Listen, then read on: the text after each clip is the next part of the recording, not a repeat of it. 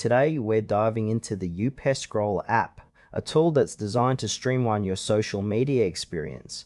But does it live up to the hype? I've been testing it out, and there are definitely some things to consider before diving in. So, what exactly does the Upscroll app offer? At its core, this app aims to enhance how you interact with social media, making it easier to manage your feeds and discover new content. The user interface is pretty straightforward, which is a plus for those who may not be tech savvy. You can easily scroll through posts, save favorites, and even engage with content without the usual distractions.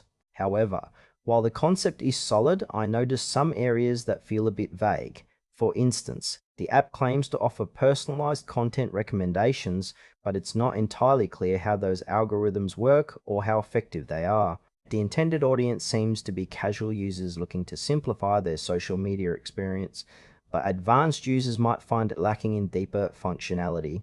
Overall, it's a mixed bag. Some features shine, but others leave you wanting more clarity.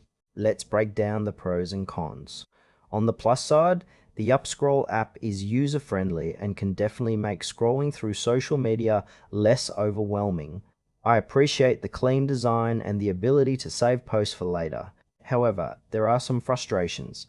The lack of detailed information about how the app curates content can be a bit concerning. Plus, some users might find the features too basic if they're looking for advanced options. Trust is another factor. There's limited public feedback available, which makes it hard to gauge how well it performs over time. If you're someone who just wants a simple way to manage social media, this could work for you.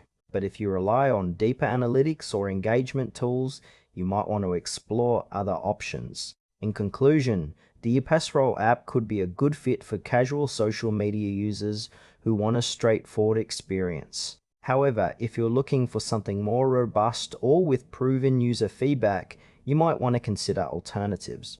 Overall, it feels worth a try, but just go in with tempered expectations.